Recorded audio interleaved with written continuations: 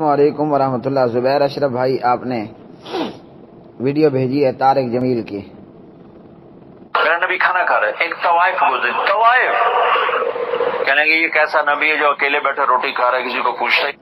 یہ کیسا نبی ہے اکیلے بیٹھ کر کھا رہا ہے اور کسی کو پوچھتا بھی نہیں ہے؟ کیا کس نے کہا؟ طوائف نے کہا۔ طارق جمیل صاحب حسب عادت لمبی چھوڑ رہے ہیں۔ وہ کہا جاتا ہے کہ جھوٹ بولو، اتنا بولو کہ وہ سچ نظر آنا شروع کر دے۔ یہی طارق جمیل کی عادت ہے۔ اور یاد رکھیے میرے بھائیوں، یہ عادت بد، یہ بری عادت صرف طارق جمیل میں نہیں ہے، یہ بیماری تمام دیوبندیوں اور بریلویوں میں ہے۔ ہاں جی، تمام دیوبندیوں اور بریلویوں کے اندر یہ بیماری موجود ہے۔ وہ جیسے ڈاکٹر کہہ دیتے ہیں، میں نہیں کہتا، ڈاکٹر کہتے ہیں آپ کو شوگر ہوا تو آپ کے خاندان میں بھی شوگر آ رہا ہوگا، میں نہیں کہہ رہا، ڈاکٹر کہتے ہیں۔ تو یہ جو بری بیماری ہے، یہ میں ضرور کہتا ہوں کہ جو طارق جمیل کے اندر خرابی ہے وہ سارے دیوبندیوں اور بریلویوں میں موجود ہے۔ لمبی لمبی چھوڑو، ہاں جی، لمبی لمبی چھوڑو، کیا مطلب؟ گڑنتو لگا کر چھوڑتے جاؤ اور اتنا جھوٹ کو عام کرو، اتنا گھڑنتوں کو بیان کرو، لمبی لمبی چھوڑنا اتنے تسلسل سے کرو کہ وہ جھوٹ تمہیں سچ آنا نظر شروع ہو جائے۔ اب دیکھیے میرے بھائی، میں کتنی مرتبہ انا للہ و انا الیہ راجعون پڑھوں، جتنا بھی پڑھوں کم ہے۔ طارق جمیل صاحب کا ذرا حلیہ دیکھیے نا، سفید پگڑی، ہاں جی، سفید کپڑے، خوبصورت سونی داڑھی، جناب پور نور چہرہ۔ بندہ اگر طارق جمیل کا چہرہ دیکھے تو میں کہتا ہوں بس خالی چہرہ ہی دیکھتا جائے۔ طارق جمیل اگر ممبر پر چپ ہو کر، خاموش ہو کر بھی بیٹھ جائے نا، اس کو دیکھتے دیکھتے میں پبلک گھنٹوں بیٹھی رہے، اس کا منہ بند ہو، لیکن یہ صرف ممبر پر تشریف فرما ہو، لوگ گھنٹوں بیٹھ کر فقط اس کو دیکھتے رہیں۔ لیکن وہ کیا کیجیے، افسوس کا مقام کہ گھڑنتوں کا بولنا، لمبی لمبی چھوڑنا۔ اللہ تعالیٰ ہدایت کرے ان لوگوں کو۔ اور یہ خرابی تمام دیوبندی اور بریلویوں کے اندر موجود ہے، کہیں پر 10% ہے تو کہیں پر 99% ہے۔ ہاں جی، کسی کے اندر آپ کو 10% نظر آئے گی تو کسی کے اندر ایک کم 100% نظر آئے گی۔ اب یہ طارق جمیل کا بیان کرنا کہ نبی علیہ السلام روٹی اور کھانا کھا رہے ہیں اور طوائف گزری اور اس نے کہا یہ کیسا نبی ہے جو اکیلے کھا رہا ہے؟ میں پوچھتا ہوں، کیا نبی علیہ السلام کھانا کھانے کے لیے چوک میں بیٹھ کر کھانا کھاتے تھے؟ کیا خیال ہے؟ پیارے نبی علیہ السلام کھانا چوک میں بیٹھ کر کھاتے، اور پھر طوائف گزری اور آپ نے فرمایا کہ چلو بیٹھ جاؤ، ہیں، اور کہا کہ وہ نوالا آپ دیں جو آپ کے منہ میں ہو۔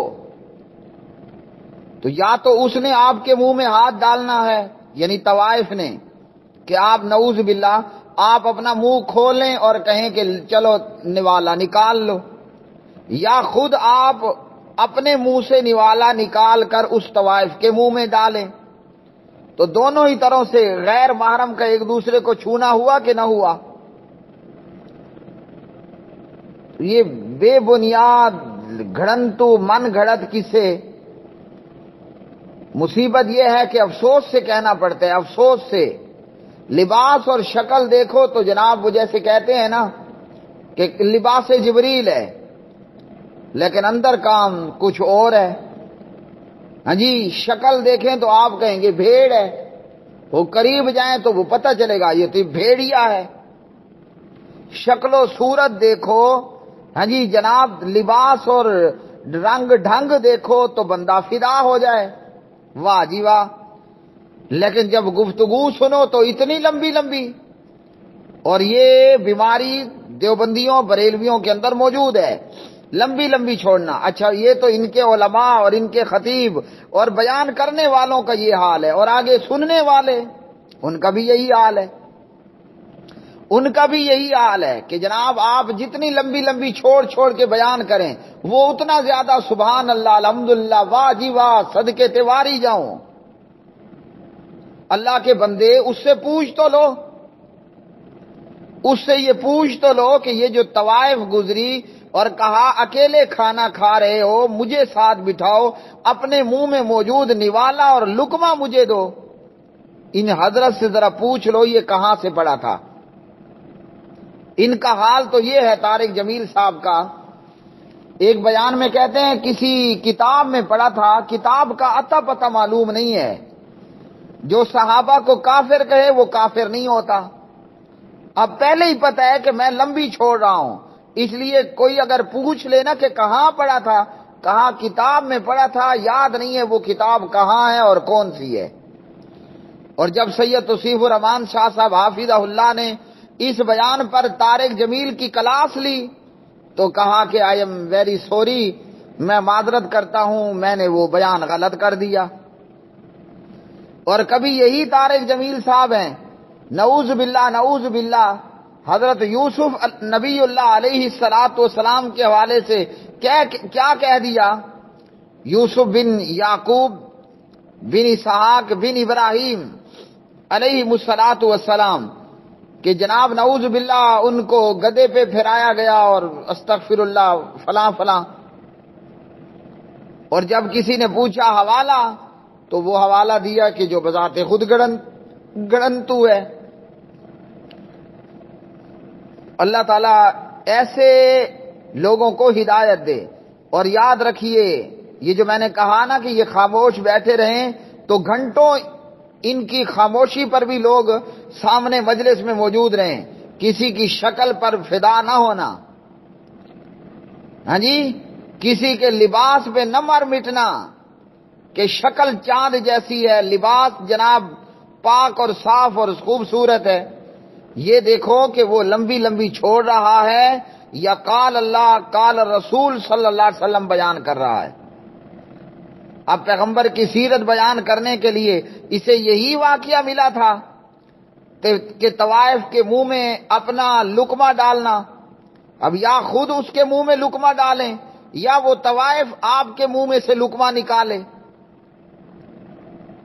کیا نبی کی سیرت بیان کرنے کے لیے ان کیا کہوں کہہ دوں ان ظالموں کے پاس گھڑنتوں کے سوا کچھ نہیں ہے؟ کبھی یہ یوسف علیہ الصلوۃ والسلام کی توہین کر رہے ہیں اور کبھی نبی علیہ الصلوۃ والسلام کے سامنے طوائف کو بٹھا دیا. نعوذ باللہ من ذالک، انا للہ و انا الیہ راجعون. کہ کہاں لکھا ہے کہ جناب پیغمبر باہر گلیوں میں اور بازاروں میں اور چوکوں میں بیٹھ کر کھاتے پیتے تھے؟ کبھی یہ صحابہ کرام کی ذات پر اٹیک ہو رہا ہے کہ صحابہ کو کافر کہنے سے بندہ کافر نہیں ہوتا. میں پوچھتا ہوں کافر نہیں رہتا بیڑا غرق، پیچھے بچتا کیا ہے؟